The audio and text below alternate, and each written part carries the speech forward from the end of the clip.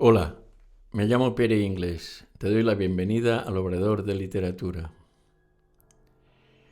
Seguiré con lo que comencé en la grajea anterior, el tiempo. La de hoy, dedicada al tiempo secuestrado.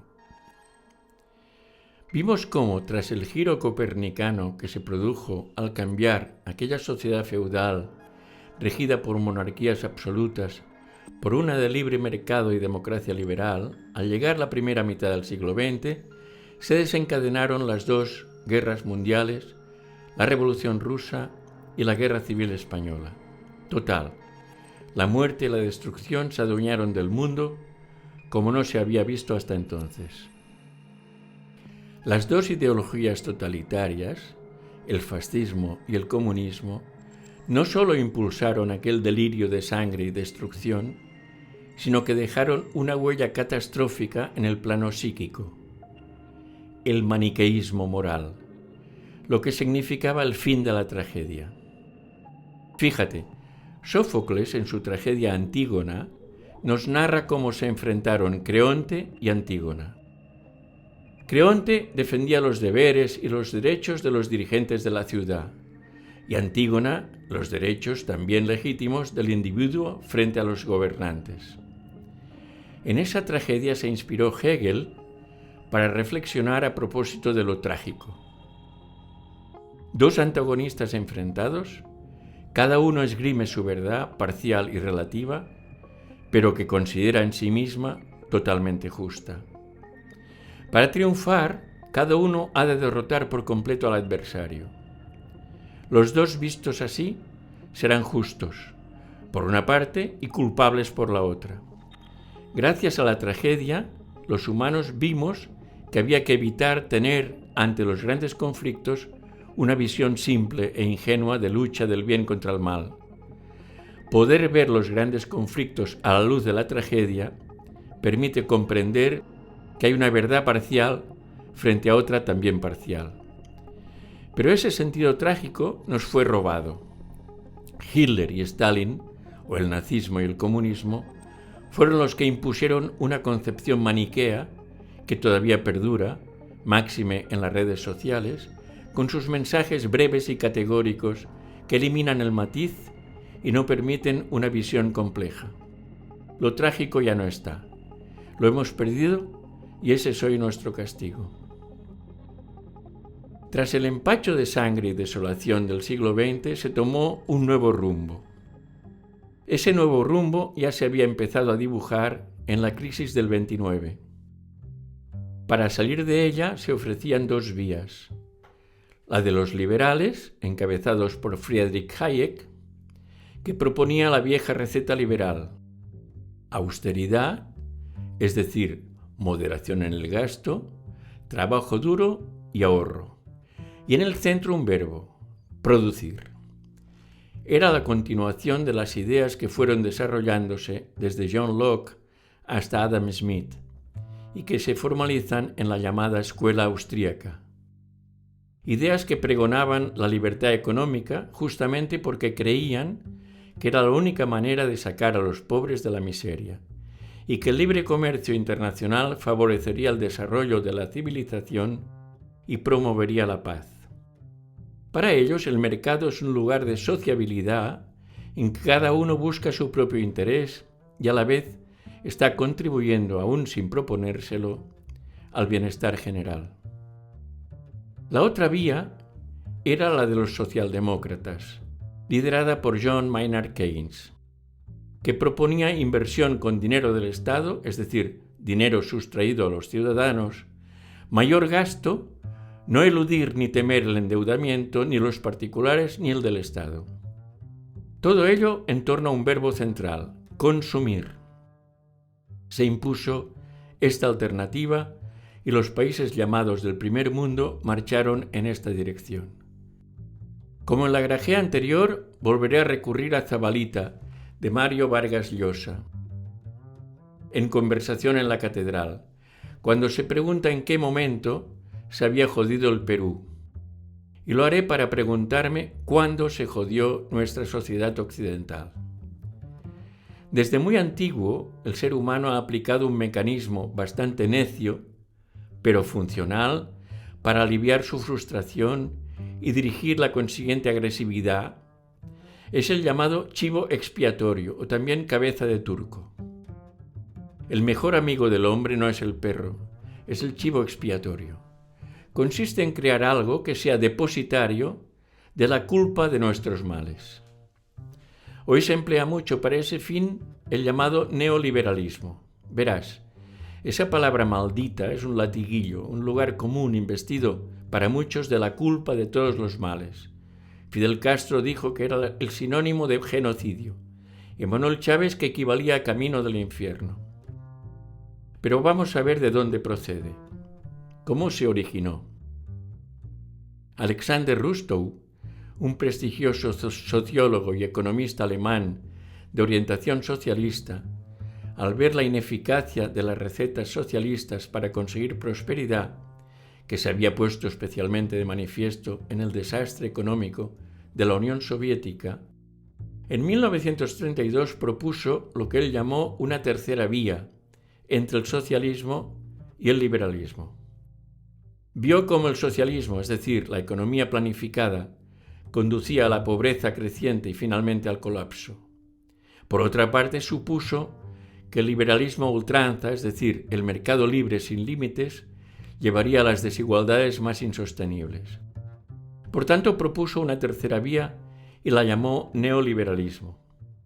Aceptaba el mercado libre, pero a la vez con un Estado muy intervencionista que corrigiera las desigualdades. Bien mirado, también podría haberlo llamado neosocialismo y seguramente hubiera sido más adecuado. Hoy, tal vez el país que de una forma más extrema encarna esa tercera vía sea la República Popular China, pues tiene un Estado inmensamente intervencionista y autoritario que restringe las libertades y a la vez ha desplegado un entramado de empresas privadas cuyo objetivo es producir al máximo y competir con las de los países libres. Observa que de los países comunistas no se puede salir. Sin embargo, los chinos salen sin ninguna dificultad. De alguna manera, en los países democráticos, en mayor o menor medida, se ha acabado imponiendo ese modelo al que Rostow había llamado neoliberal. En todos ellos hay un Estado más o menos intervencionista que gestiona asuntos fundamentales como la educación y la sanidad, dejando al libre mercado las dos actividades más esenciales y necesarias para la vida, la alimentación y el vestido. El Estado se ha convertido en algo muy poderoso y que para perpetuar su poder necesita ciudadanos que no se desarrollen, no sea que prescindan del Estado o que lo quieran reducir. Por eso los Estados tienden a infantilizar a los ciudadanos, se muestran extremadamente cuidadores de ellos y les hacen creer que sin él no saldrían adelante. Si ves a un padre o una madre sobreprotectores, verás que dan una imagen de responsabilidad y afecto, pero en realidad están impidiendo que la criatura crezca y evolucione. Es decir, tras la apariencia de amor, lo que hay involuntariamente es impedir la evolución y la independencia. Pues eso mismo hacen esos estados aparentemente cuidadores de los ciudadanos. Lo paradójico es que a esas políticas las llaman progresistas, cuando en realidad son extremadamente retrógradas y reaccionarias. Una sagaz amiga mía llama eso la progredumbre.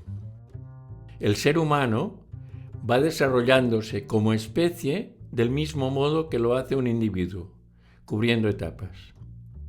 En la infancia tenemos un pensamiento mágico primero y después un razonamiento concreto. Este tipo de razonamiento es intuitivo. Normalmente lo llamamos sentido común. Este supuesto sentido común nos había hecho creer que la Tierra era plana. ¿Quién lo negaría? No hay más que verla. Que el Sol se mueve a nuestro alrededor, etc. Es decir, imaginamos que todo respondía a un orden y que era tal como se veía a simple vista. Hay un libro de Alexandre Koyré titulado Del mundo cerrado al universo infinito que explica cómo pasamos de creer en aquel orden supuesto, a concebir el caos o la complejidad del universo. Pero el paso a un pensamiento abstracto y complejo todavía no lo hemos dado del todo, y seguimos a menudo atrapados en el pensamiento concreto de la infancia. De algún modo, seguimos instalados en el terraplanismo. De ahí que tengan tanta aceptación las propuestas simples, el llamado populismo, que se caracterizan por proponer soluciones directas y concretas a problemas complejos. Olvidamos que muy a menudo lo obvio no es más que el disfraz con que vestimos a la complejidad para no verla. Unos ejemplos bien explícitos lo muestran. En la China comunista, dirigida por uno de los mayores déspotas que ha engendrado la humanidad, llamado entonces Mao Zedong, hoy Mao Zedong, los campesinos se lamentaban porque los gorriones dañaban y mermaban las cosechas de cereales. El tirano quiso acabar con el problema y en 1957 declaró la guerra nacional a los gorriones. Se organizaron desfiles campestres de chinos con tambores y cualquier objeto bien ruidoso para impedir que los gorriones se posaran, de modo que los mantenían volando hasta que se desplomaban exhaustos. Los campesinos más ágiles se encaramaban para destruir los nidos y se pusieron cebos y veneno, de modo que no solo murieron los gorriones, sino que acabaron con multitud de gatos, perros, conejos e incluso lobos. Se habían distribuido carabinas entre la población para que pudieran abatir gorriones, pero las emplearon para matar a muchas otras aves. Los gorriones no solo comían cereales, sino que también devoraban insectos, de modo que eran un plaguicida natural. La orden que había promulgado el gobierno no solo no acabó con las mermas en las cosechas, sino que las arruinó por completo. Queriendo crear un paraíso, construyó un infierno. En 1960 el gobierno chino tuvo que comprar miles de gorriones a la Unión Soviética para restablecer la situación anterior, cosa que no se consiguió hasta 1964. Otro ejemplo sería el del general Franco, que queriendo proteger a los débiles, que en ese caso eran los inquilinos de pisos alquilados, frente a los poderosos, los arrendadores, decidió promulgar leyes que congelaran las rentas y prorrogaran indefinidamente los contratos de alquiler. El resultado fue que acabó con el mercado de alquiler de pisos. Esa medida franquista hizo que quien deseara una casa para vivir tuviera que hipotecarse forzosamente para poderla comprar, pues de alquiler ya no había. Aquel grave desajuste ha tenido consecuencias que todavía en la actualidad sufre el maltrecho mercado de la vivienda en alquiler de España. Ahora viene al caso algo que dijo Albert Camus: la buena voluntad, sin clarividencia, puede ocasionar tantos desastres como la maldad. Lo cierto es que frente a cuestiones graves y complejas, no vale el abordaje desde lo intuitivo, lo concreto. No sirve el llamado sentido común, porque los asuntos exigen un pensamiento abstracto para armonizar todos los ángulos y facetas de la cuestión en su total complejidad, y que las verdaderas soluciones no lo parecen a primera vista, y hay que esperar un poco a que surtan efecto. Exigen un pensamiento abstracto y una visión compleja que abarque aspectos antagónicos. Al ser humano le cuesta aceptar que la realidad a menudo es muy compleja, es contraintuitiva, y el reto consiste en ejercitar nuestra mente para ser capaces de desarrollar un pensamiento abstracto. Pero como la mayoría todavía dispone solo de la intuición y la concreción, algunos partidos, ávidos del éxito inmediato, hacen propuestas concretas a sabiendas de que encandilarán a gran parte del electorado y eso les permitirá ocupar el poder. Pero la realidad es muy terca y acaba imponiéndose, es implacable. En definitiva, esos estados mitad intervencionistas, mitad liberales, tienen fuertes vínculos con las grandes corporaciones, de modo que sus dirigentes políticos pasan a menudo de estar en el poder político a ocupar cargos directivos en esas empresas, es decir, a estar en el poder económico. Eso es al fin y al cabo el llamado neoliberalismo, a las antípodas, por cierto, del liberalismo de Adam Smith, Tocqueville, Bastiat, Ricardo, von Mises, etc. De modo que, respondiendo a Zabalita, diríamos que el huevo que contenía al polluelo de nuestros males presentes eclosionó tras la crisis del 29, cuando se optó por Keynes y no por Hayek. ¿Por qué se eligió aquella alternativa? Hay una razón que es fácil de ver. Keynes dijo aquello que a los gobiernos les encanta escuchar. Aumenten el gasto, no teman endeudarse, emitan dinero. En un plano más profundo me atrevo a aventurar una hipótesis de orden psicológico. Sigmund Freud nos explicó que el hombre enfrenta un dilema complejo, el de optar por una de dos alternativas, la del principio del placer y la del principio de realidad.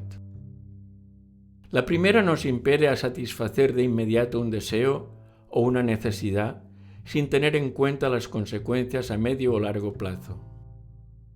La segunda nos hace aplazar esa satisfacción para cuando ya no ocasione perjuicios posteriores. Creo que ante esa disyuntiva, los humanos optamos por la solución que nos ofrece un bienestar inmediato, es decir, obedecemos al principio del placer. Seguramente porque un sujeto dominado por la ansiedad y la angustia como es el ser humano, no tiene espera, le es difícil contenerse y aplazar el placer. Resumiendo, lo liberal exige mucho esfuerzo, lo iliberal ninguno. ¿Qué consecuencias no deseadas se derivaron de aquella elección? Varias. Voy a intentar hacer un retrato por medio de algunos puntos del paisaje social que se fue configurando. 1. Endeudarse. La opción que elegimos supuso contraer deudas. Sin calibrarlo mucho, nos pusimos unos grilletes que nos sujetaban y coartaban de por vida. Hipotecas, créditos, jornadas laborables intensas y recargadas. Lo más trágico es que quien nos ata, quien nos encadena, no es el amo como en la época de la esclavitud, ni el señor como en el feudalismo. Ahora es cada uno de nosotros, es decir, el explotador de cada uno es él mismo. El filósofo colombiano Nicolás Gómez Dávila ya lo anticipó cuando dijo: la sociedad del futuro será una esclavitud sin amos. No hay, pues, rebelión posible, puesto que no hay un explotador ajeno a nosotros. Somos esclavos de nosotros mismos. Seguramente no valoramos en su momento las consecuencias del camino elegido. Tanto las naciones avanzadas como sus habitantes, en unos casos más y en otros menos, pero todos tomaron la senda del endeudamiento. Lo cierto es que el que tiene una deuda, sea una nación o una persona individual, la ha de pagar y por lo tanto no es dueño de su tiempo. Su tiempo está secuestrado por las obligaciones contraídas, por la deuda, en definitiva. Los estados se han endeudado de una forma atroz en muchos casos. En el caso de España, hoy la deuda nacional es de 1,5 billones, sí, billón con B de biblioteca, es decir, cada español, todos incluidos desde los bebés hasta los más ancianos, debe cada uno 32.000 euros. Y lo cierto es que no veo una preocupación por ello, como si no importara a nadie. Tal vez sea por desconocimiento, pero creo que eso es muy insolidario con las generaciones posteriores. Nos llenamos la boca de decir que amamos a nuestros hijos, sobrinos o nietos, pero les condenamos a heredar una deuda que no han contraído ellos, pero que les encadenará de por vida. 2. Subsidiar. Esta es otra cuestión perversa. Dado que los políticos desean seguir en sus poltronas, lo que más ansían es ganar elecciones y para ello, ante un electorado regido por el principio del placer, le ofrecen subsidios de todo tipo con tal de contentarlo a corto plazo y obtener su voto. El subsidio es el procedimiento más eficaz para mantener a alguien en la pobreza y la dependencia. Los discursos dirigidos a los pobres necesitan pobres para proliferar. De ahí que las ideologías que se presentan como las redentoras de los más desfavorecidos son las que, paradójicamente, los aumentan y perpetúan. 3. Consumir. El ciudadano, guiado por su angustia, necesita cosas que la mitiguen, y así, lleno de ansiedad, se lanza a trabajar y se endeuda hasta el límite para tener un automóvil más atractivo, ir de vacaciones a un destino que cree paradisíaco, disponer del último artilugio electrónico, etc. Es decir, consumir, consumir y consumir. La rueda no puede detenerse y el humano, como un hámster enjaulado, no deja de hacerla girar. Para consumir se endeuda y para pagar la deuda trabaja más y más, y como aumenta su angustia, consume más para aliviarla, con lo cual estará más endeudado y tendrá que redoblar su esfuerzo. Un círculo infernal. En definitiva, nuestro tiempo está secuestrado y no disponemos de él a nuestro antojo. 4. La eliminación del aburrimiento. Se ha impuesto la idea de que hay que rendir al máximo. La inactividad ha de ser desterrada de nuestras vidas. Hay que rendir, producir, y la inactividad ni rinde ni produce. El llamado tiempo libre es, en realidad, un tiempo destinado a recuperar fuerzas para poder rendir más después. Se dice que se toman vacaciones para desconectar. Es como si cada uno fuese un aparato que gira y trabaja conectado a la red, que para que no se caliente en exceso hay que desconectarlo de vez en cuando un ratito. Pero si observas este asunto con un poco de calma y detenimiento, verás que el tiempo libre, si lo fuera de verdad, tendría que emplearse para conectarnos con nosotros mismos, salir de la rueda giratoria del hámster para detenernos y acercarnos a nosotros, a nuestro mundo interno, del que estamos a menudo tan desconectados. Puesto que estamos instalados en el principio del placer, no hay espera, no hay demora. Toda necesidad y todo deseo han de ser satisfechos de inmediato. A la necesidad y al deseo los llamamos derechos. No nos damos tiempo para madurar las cosas, es decir, no nos damos tiempo para pensar. Solo hay tiempo para razonar, cargarnos de razones que atoran el pensamiento. A menudo razonar gripa la mente. Pensar exige tiempo, demora, calma, cosas que no nos podemos permitir. Además, como dijo Forges, pienso, luego estorbo. De manera que nuestro tiempo es el laboral. Casi toda nuestra vida está ocupada por ese tiempo de actividad, consumo y producción. Es un tiempo aditivo, acumulativo, cuyos descansos sirven para renovar las fuerzas. Es pues un tiempo hecho de momentos, meramente aditivos, que se van sucediendo sin llegar a transcurrir. No consiguen hilvanarse y constituir un relato, una continuidad, un sentido. 5. La extemporaneidad de la muerte. Naturalmente, en una vida hecha de adición de presentes, hemos abandonado la narración para quedarnos en la enumeración. Y en ese contexto, la muerte siempre llega a destiempo, es intempestiva, inconveniente, está fuera de lugar, es sumamente fastidiosa y temida. Podríamos decir que en la vida del hombre moderno no hay lugar para lo literario, solo hay lugar para lo literal. 6. El vacío. Los ritos establecían los hitos que jalonaban la vida, desempeñaban una función simbólica que señalaba las etapas de la vida. En definitiva, marcaban un ritmo vital y daban estabilidad a la existencia, produciendo una sensación de continuidad y de duración. También las poblaciones, incluso las más pequeñas, tenían sus ritos, sus fiestas, sus celebraciones. Incluso las familias los tenían. Piensa que los ritos son respecto del tiempo lo que la morada es respecto del espacio, porque los ritos y la morada nos brindan amparo. Casi todos los ritos han desaparecido o están en trance de hacerlo. No se consideran prácticos o se los ha abandonado por razones ideológicas. Al hacerlos desaparecer, la resonancia que generaban no se produce y los ecos del ritual ya no se escuchan.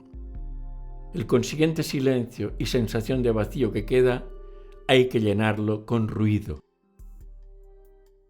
7. Dispersión.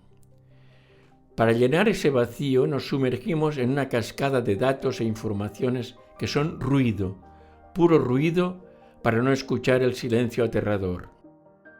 Ese ruido permanente impide la atención sostenida.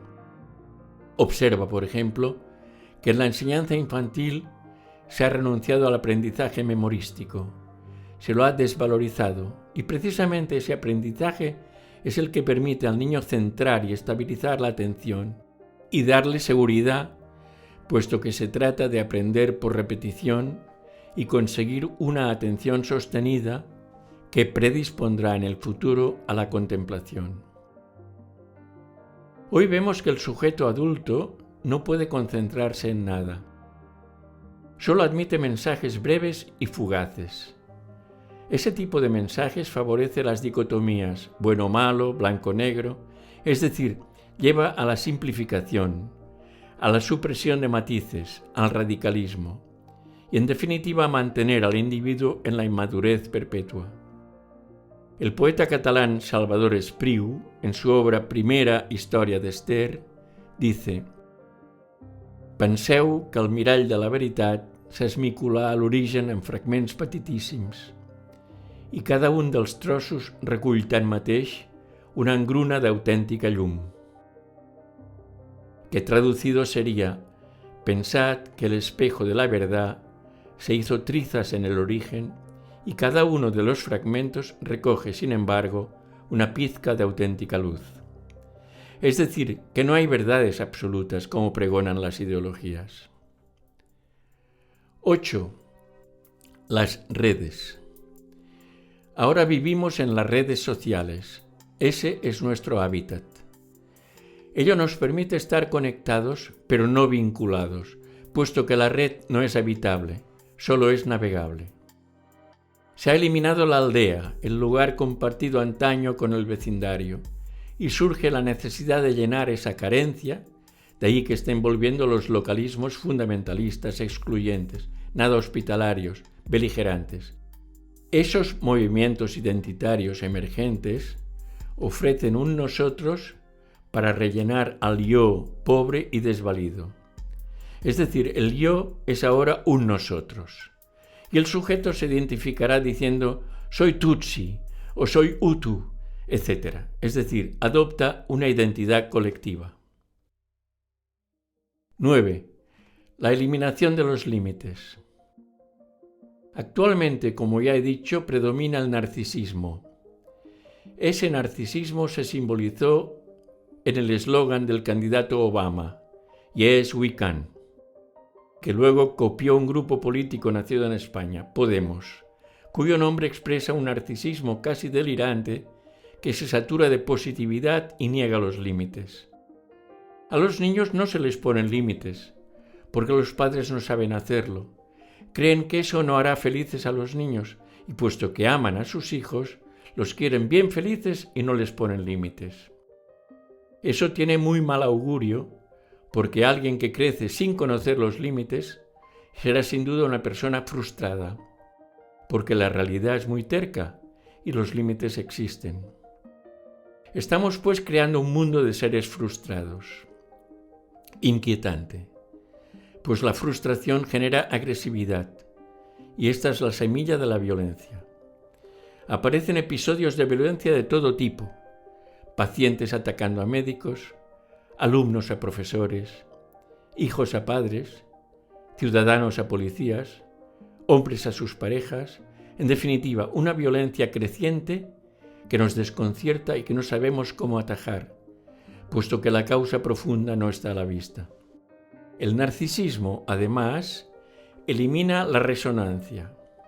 Eso es la antesala de la depresión, síntoma de la abismal e insoportable sensación de vacío. ese narcisismo predominante y pandémico, instalado en la sucesión de presentes, hace que no se tenga experiencia de continuidad y por ello impide que haya compromiso y lealtad. El tiempo, con los ritos que lo iban puntuando, se ha desintegrado en una sucesión ininterrumpida de presentes. Para no caer en el abismo, no nos podemos permitir la demora y hay que consumir sin tregua. Como colibrís, aleteamos sin cesar y a un ritmo vertiginoso para mantenernos en el aire, para estar, pero no para ser. 10. El zapping. Ese aleteo incesante se puede ver en una práctica habitual, el cambiar continuo y rápido de canal. El zapping se extiende a otras actividades, por ejemplo, a las relaciones íntimas. Se derrumba la cultura que la habíamos creado precisamente para dominar y desbravar la naturaleza. Ejemplo, la gastronomía es como se manifiesta la cultura en la elaboración de los alimentos, transformando su condición natural.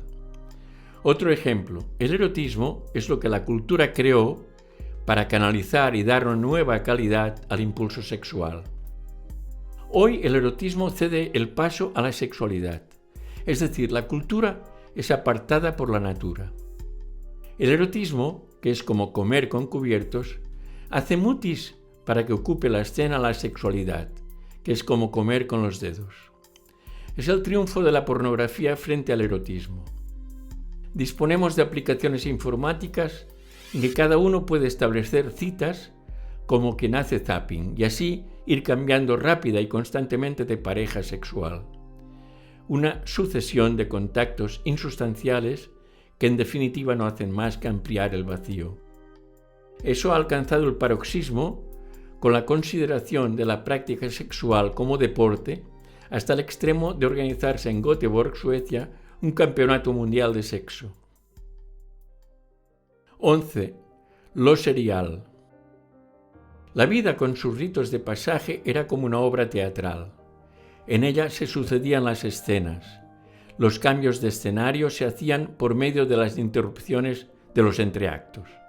Ahora, sin los ritos de pasaje, la existencia se asemeja a una proyección fílmica, en la que se suceden los fotogramas a 24 por segundo para producir la ilusión de movimiento, pero no es más que una sucesión de fotos fijas, de instantes acumulados.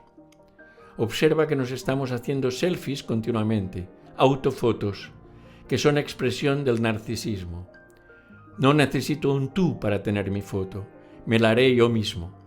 Una suerte de onanismo fotográfico. La continuidad de presentes es serial, de ahí el éxito actual de las series, que provocan un visionado bulímico y que además se van prolongando o se interrumpen en función de la audiencia que convocan. Las series suelen ser relatos insustanciales sin plan a largo plazo, puesto que se van produciendo para mantener la atención de esos espectadores ansiosos y angustiados con el fin de que no se detengan. Se trata de distraerlos para que no adviertan el sinsentido en que están inmersos. En definitiva, la vida se compone de una sucesión de actos y olvidamos que lo sustancial está en los entreactos. 12. Andar tras la felicidad. Se ha impuesto el lema «Sé feliz, vive el momento», fruto de un hedonismo necio y vacuo que, como es natural, todo el mundo tiene la sensación de no alcanzar jamás. Por ello proliferan los coach dispuestos a darte la clave para hacerte feliz. Conocen el secreto que te permitirá alcanzar esa felicidad estúpida que se ha divulgado. Y también ha aparecido una ingente literatura de autoayuda. En fin, diversas formas de bracear desesperados para no ahogarnos y alcanzar esa orilla que cada vez parece más inalcanzable. 13. La transparencia. Otra cuestión que caracteriza nuestra forma de vida actual es la eliminación progresiva de la separación entre lo privado y lo público. Crece la transparencia y mengua la intimidad. Todo se exhibe. El narcisismo se ha adueñado del escenario. Se combate la desigualdad. No se toleran ni la diferencia ni la discrepancia, ni la disidencia. La contrariedad es intolerable. Al negar al otro en tanto que diferente, se eliminan las diferencias. Eso se ve con la semántica. Extinguido el usted, todos pasamos a tutearnos. No hay registros lingüísticos para las distintas circunstancias o situaciones. Hablaré igual en todas partes y con todo el mundo. Otro indicador es la desaparición de la cortesía. En aras de una supuesta espontaneidad, se elimina el trato cortés, que en realidad eliminarlo significa la supresión del otro. Se argumenta que así somos más auténticos, sin advertir que así hemos eliminado el relieve, en aras de un mundo liso, sin variaciones, sin diferencias. Un mundo homogéneo. Se supone que hay que decirlo todo a todos. No necesitamos registros lingüísticos distintos, puesto que no hay diferencias. Tenemos que mostrarnos. Nada nuestro ha de ser reservado. Ya no existen la alcoba y el ágora. Ahora solo hay ágora. Todo es ágora. El secreto y la intimidad han muerto. La necesidad de aparecer para parecer a alguien elimina el sentido del pudor. El pudor defiende la privacidad. Si no la hay, no es necesario el pudor. Las cortinas que separaban lo privado de lo público han sido arrancadas. Fíjate, por ejemplo, en el vestuario de calle y de playa que muestra las nalgas, lo que el escritor mallorquín José Carlos Llop ha llamado la socialización del culo. Sexualización en detrimento de erotización. Viene al caso lo que dijo Georges Bataille: sin prohibiciones no hay erotismo. Ya no hay pues opacidad, solo transparencia. Se pretende una claridad total, es decir, que no haya sombra. Y Tanizaki nos dijo que lo esencial está precisamente en la sombra. Se nos está escapando pues lo esencial, lo más valioso. 14. Supresión de los umbrales. En esta obsesión por la igualdad, que en realidad es homogeneidad, también se eliminan las edades. Todos hablan y visten igual. Todos tenemos que parecer jóvenes. Si la juventud había sido siempre una edad, una etapa de la vida, hoy se ha convertido en una identidad colectiva, la modalidad del ser. La juventud se asocia a intensidad, por lo tanto, muy alejada del recogimiento. De modo que las etapas vitales, infancia, juventud, adultez, senectud, han desaparecido. No hay umbrales. Uno va pasando aceleradamente y sin fisuras de un estadio a otro. Puesto que hay que aparentar ser joven siempre, la cirugía te propone eliminar con botox o con otras técnicas las señales del paso del tiempo. También verás que hay que eliminar el vello. Los hombres se depilan y las mujeres rasuran su pubis.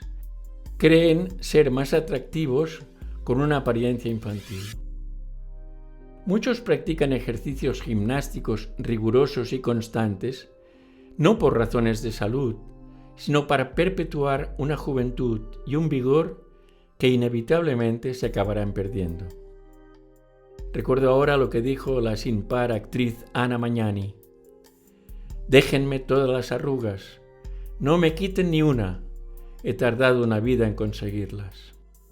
La OMS, acrónimo de Organización Mundial de la Salud, ha propuesto considerar la vejez como una enfermedad. De momento eso no ha prosperado, pero el simple hecho de formularlo ya me parece extremadamente revelador e inquietante. Es pura gerontofobia. A los viejos hay que apartarlos, esconderlos. Solo se tolera al viejo que corre maratones o escala 8000, es decir, al falso viejo.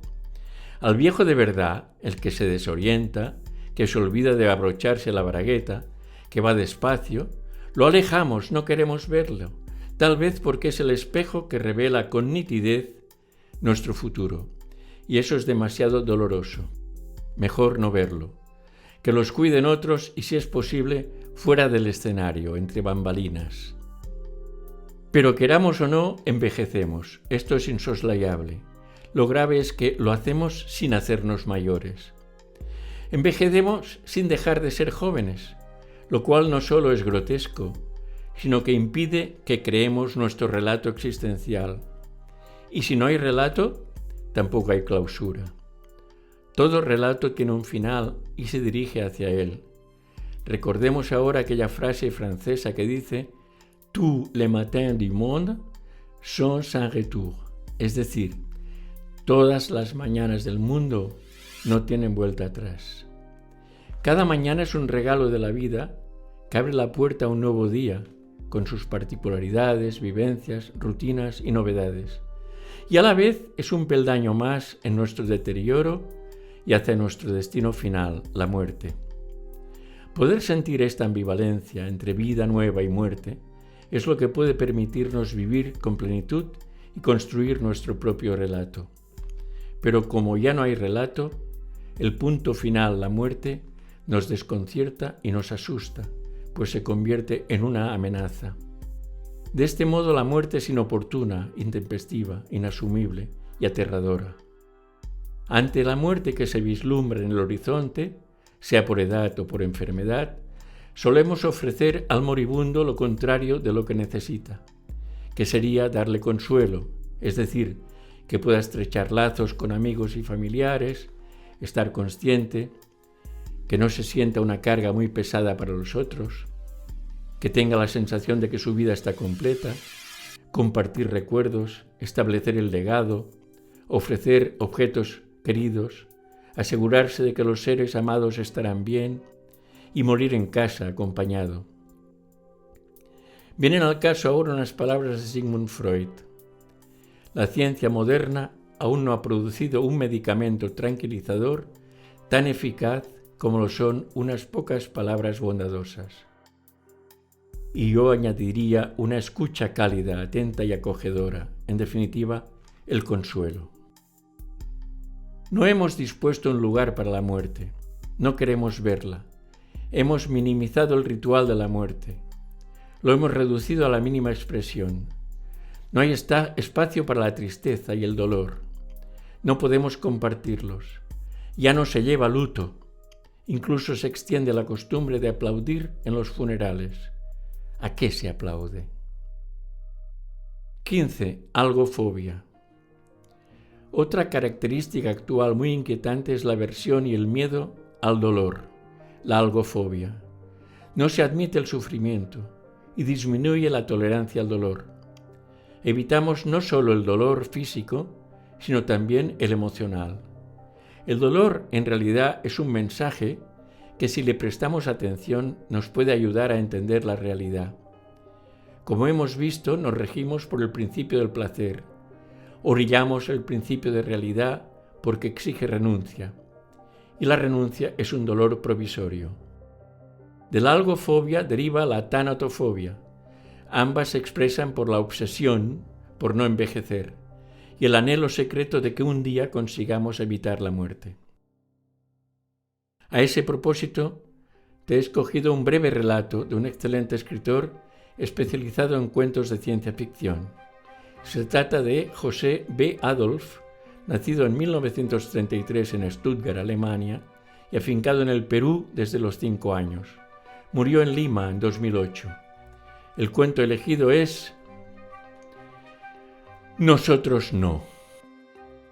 Aquella tarde, cuando tintinearon las campanillas de los teletipos y fue repartida la noticia como un milagro, los hombres de todas las latitudes se confundieron en un solo grito de triunfo. Tal como había sido predicho 200 años antes, finalmente el hombre había conquistado la inmortalidad en 2168. Todos los altavoces del mundo, todos los transmisores de imágenes, todos los boletines destacaron esa gran revolución biológica. También yo me alegré, naturalmente, en un primer instante. ¿Cuánto habíamos esperado este día? Una sola inyección de 100 centímetros cúbicos era todo lo que hacía falta para no morir jamás. Una sola inyección aplicada cada 100 años garantizaba que ningún cuerpo humano se descompondría nunca. Desde ese día, solo un accidente podía acabar con la vida humana. Adiós a la enfermedad, a la senectud, a la muerte por desfallecimiento orgánico. Una sola inyección cada 100 años. Hasta que vino la segunda noticia complementaria de la primera. La inyección solo surtiría efecto entre los menores de 20 años. Ningún ser humano que hubiera traspasado la edad del crecimiento podría detener ya su descomposición interna a tiempo. Solo los jóvenes serían inmortales. El gobierno federal se aprestaba ya a organizar el envío, reparto y aplicación de la dosis a todos los niños y adolescentes de la Tierra. Los compartimentos de medicina de los cohetes llevarían las ampolletas a las más lejanas colonias terrestres del espacio. Todos serían inmortales, menos nosotros, los mayores, los formados, en cuyo organismo la semilla de la muerte estaba ya definitivamente implantada. Todos los muchachos sobrevivirían para siempre. Serían inmortales y, de hecho, animales de otra especie, ya no seres humanos. Su psicología, su visión, su perspectiva eran radicalmente diferentes a las nuestras.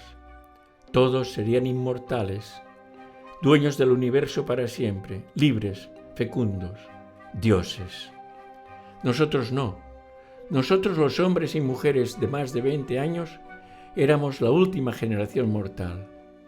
Éramos la despedida, el adiós, el pañuelo de huesos y sangre que ondeaba por última vez sobre la faz de la tierra. Nosotros no. Marginados de pronto, como los últimos abuelos, de pronto nos habíamos convertido en habitantes de un asilo para ancianos, confusos, conejos asustados, entre una raza de titanes. Estos jóvenes, súbitamente, comenzaban a ser nuestros verdugos sin proponérselo. Ya no éramos sus padres. Desde ese día éramos otra cosa. Una cosa repulsiva y enferma, ilógica y monstruosa. Éramos los que morirían. Aquellos que esperaban la muerte.